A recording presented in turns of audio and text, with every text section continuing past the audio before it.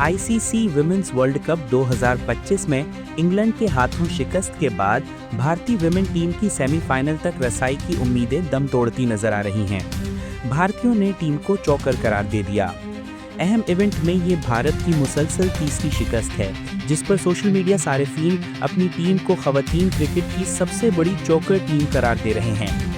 England ने पहले batting करते हुए 288 रन्स बनाए, जिसमें कप्तान हैदर नाइट ने 91 गेंदों पर 109 रन्स की शानदार इनिंग्स खेली। जवाब में भारतीय टीम 6 विकेटों के नुकसान पर 284 रन्स बना सकी। ये मैच आखिरी ओवर तक एसाब शकन रहा, मगर आखिरकार इंग्लैंड ने कामयाबी हासिल की।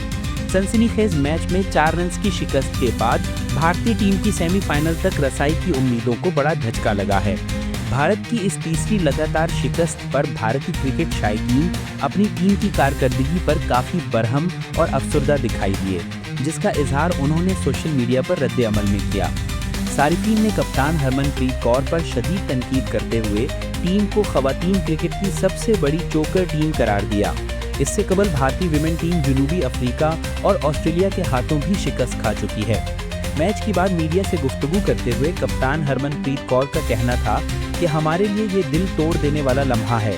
सुमिर्थी का आउट होना हमारे लिए टर्निंग पॉइंट था।